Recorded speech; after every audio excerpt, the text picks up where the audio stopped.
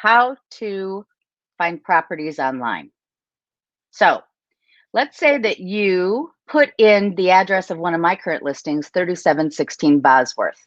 The first thing you're going to get from Google is the map. Not a surprise. The second thing you're going to get is you're going to get a list of all of these places where you could see that listing, right? And here are the first four. And you're like, okay, here they are. Or you could find it at Luxury Portfolio, and this is what it would look like. That's about 15th on the list on the way down. So you're like, why is this? Why am I seeing this advertised by everybody everywhere? When we put that listing, you see the house goes into ML, that's the listing, goes into MRED, the MLS. It populates through technology, Baird & Warner's website, Zillow, Remax, Coldwell Banker, Redfin, Compass, Realtor.com, everything. Apparently, it's about 16,000 sites will pick them up. Right. So and there are two different kinds of two different kinds of technologies, two different kinds of feeds, and Anne's going to tell you about that. But just so you know. So we've got, these are all real estate companies. A lot of people will search by Redfin. They're a real estate company who are trolling for your business. They are not an independent. But not only do they go to the real estate companies, they also go to places like Zillow, Trulia, Realtor.com, Luxury Portfolio, all kinds of other places. And you can get some of the information, but not all the same information everywhere. And this is more than you ever need to know, but there are two different systems. One's called IDX, one's called VOW. And here's the difference between them and what you need to know. IDX is the system whereby my company, Baird & Warner, and Kyle's company, Baird & Warner, we will have on our website listings from other real estate companies. And this IDX system allows us to do that. We put that information out there and we hope our clients use our website, just like XYZ company hopes their clients will use their website. But then you've got places through VOW where the primary purpose of the listing feed is not to troll for buyers. The primary reason for the listing feed is to give you real information, including sales history, who owns the company property, is there a mortgage on the property? I mean, folks, there's not a lot people can't find out about your home, what you bought it for, all kinds of, what the property taxes, they can find all of that online. So Homesnap is one of these through the VOW network. And Homesnap is basically a public MLS system. And this is the one that I like to have my buyers work with because they get all of that information. Now, they have to sign up to get it. Through us, yeah. Through us. But then they can get the information. And so, for example, you know this property, Kyle. But fingers crossed. Look at this. It says right on this form, who can see this listing?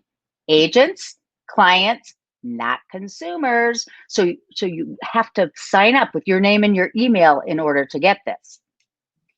So on this feed, here's an example. You can go back and you can see, look at this. That's not that home. It's not that home. This is a condominium, but I want to show you. It was originally for sale for $780,000. Then it was for sale for $890. Okay, and then $768, then $635. It sold for $370 in foreclosure. I just happen to know this property, and now it's for sale for $429. But isn't that an interesting thing? That's through Homesnap. So wow, this is a lot of data. That's a lot of good data. This is the screenshot from a real estate company who a lot of people use. And I don't want to use the word trick, but I've had clients who've been tricked. They think that this is almost like a Homesnap where there's some service where they can just go see the property. So they click on it and then they realize, oh, shoot, You know, I'm working with Anne or I'm working with Kyle. I can't go see this. It's a beautiful website for getting people in, but all it does is trick people into working with somebody that they don't know. Right. So that gets into us into the whole conversation about agency. So let's talk about that, Kyle. Yes. So buyer's agents are people who represent buyers. And a lot of people think, well, I don't really need a buyer's agent. And the answer is, oh my God, yes, you do. As a seller's agent, I want the buyer to come with an agent because one, I will be confident that the buyer knows what's happening, that they understand the deal, that I will believe that the deal will go through because they have an agent, because they are doing all the things that show themselves to be serious, and that they will have somebody helping them with the hurdles. It is a big piece of property. So one, I want as a seller's agent, I want the buyer to come with an agent. That agent will represent them. That agent will make sure that all the things that they need to know are known. They will get everything organized for them. Now, in Illinois, we are also able to be dual agents.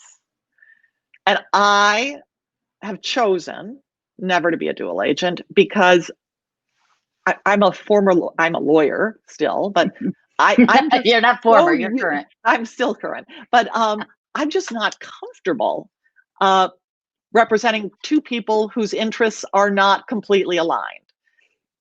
My listing, I've worked with the seller for 2 months preparing the property to go on the market. This is an intensely and emotional time. We've talked about what's important to them in their home and their priorities, what price they want to get out of it. Somebody walks into an open house and I'm going to be able to represent them the same as the seller that I've been working with for 2 months. Not a chance. Not a chance. Not a chance. So in a case like that, I will not do dual agency. So we'll have a conversation and that buyer can do one of three things. They can either go get a buyer's agent, go get an agent to work with them and represent them. And I can refer them to somebody even, but it'll be somebody who's apart from the transaction. I won't do the dual agency. So the third thing you see there is the non-agency relationship. Now, I've had attorneys walk in and think, not you, I'm not referring to you. I know, and I would never do this, but yeah. But I have an offer on the table right now from somebody who's an attorney who put the offer together himself and he wants to represent himself. And so we've had a conversation that says, I don't represent you. I'm going to give you all the facts. I will disclose all the details and any material. Anybody. Yeah. Absolutely right. But it's very clear that I represent the seller. So that's kind of the non-agency option. Bottom line, search online, go to open houses online, but be aware that when you click on a property, let's talk about this. Let's talk about Zillow. How does Zillow make money? Zillow makes money by renting, by encouraging brokers to pay money to advertise on Zillow, to be assigned to properties that aren't theirs on Zillow.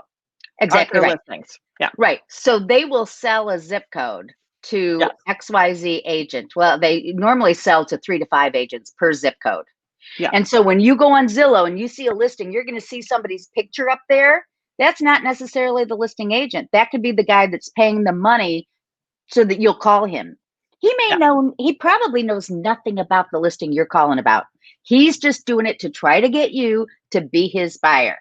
So if that's how you want to operate, fine. It's just really that the public understands how this works. And our goal is to take the very best care of our clients and to help them through this, as you say, Kyle, the probably biggest purchase of their lives.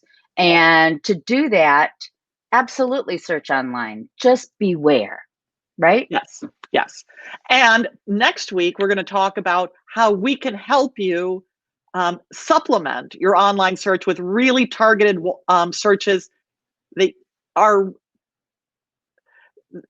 So what you'll do is you'll go online and you'll just look at all the fun stuff on whatever site you end up using. Is it Homesnap? Is it Realtor.com? Whatever. but we'll send you listings directly from the MLS, having listened to you, having listened to what you want and what you need, and we'll send you those listings too with the MLS data. And and then whatever it is, we will help you get in, help you negotiate whatever property you decide to purchase. So, well, thank you everybody for watching. This has been see you another week of Monday Morning Coffee with Kyle and Ann. And see you next week, right here. Take care. Bye-bye.